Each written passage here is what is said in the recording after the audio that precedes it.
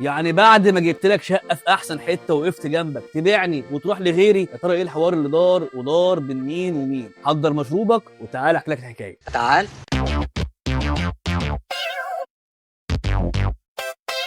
حكايتنا النهارده عن فيلم اللي بالي بالك. بتبدا القصه بتاعته لما محمد سعد بيعمل شخصيه الليمبي في فيلم الناظر سنه 2000، والشخصيه دي بتعمل نجاح كبير جدا جدا، خلت محمد سعد يحلم ان هو يعملها فيلم بطوله، ولكن الحلم اتاخر شويه وبيروح محمد سعد 2001 يعمل فيلم 55 اسعاف مع مجدي الهواري وبينجح جدا لحد ما تيجي سنه 2002 وبيقرر السبكي ان هو يعمل له فيلم الليمبي بطوله، وفعلا بيتفقوا معاه على اجر 30,000 جنيه، والفيلم بيتصور ويتمنتج وينزل السينما وبيعمل ضجه كبيره جدا وبيحقق ايرادات عدت ال 24 مليون جنيه، لدرجه خلت السبكيه يدوا شقه لمحمد سعد كحلاوه يعني لنجاح الفيلم، والشقه دي كانت كبيره جدا وفي حته مميزه، لحد ما بيقولوا له بعد كده احنا عايزين نعمل بقى الجزء الثاني والثالث والرابع، لحد ما محمد سعد بيفاجئ الكل. وهنا محمد سعد بيمضي الفيلم الليمبي 2 مع العدل جروب مش السبكيه، وده كان ليه قصه يعني ان هو في بدايه حياته لما جه يتجوز راح لسامي العدل وقال له انا محتاج فلوس علشان اكمل عفش الجواز واكمل باقي حاجات الشقه، وهنا سامي العدل يقف جنبه ويديله مبلغ كبير جدا يكمل بيه جوازه. محمد سعد حب يرد الجميل ده ويعمل فيلم الليمبي 2 مع العدل جروب، او تحديدا يعني مع سامي العدل. المهم الكلام ده بيوصل لسبكيه وبيقول لا ما ينفعش الكلام ده، الشخصيه دي بتاعتنا والفيلم ده بتاعنا، وبيرفعوا قضيه لحد ما بيوصلوا في النهايه ان هم يغيروا اسم الفيلم من الليمبي 2 ويخلوه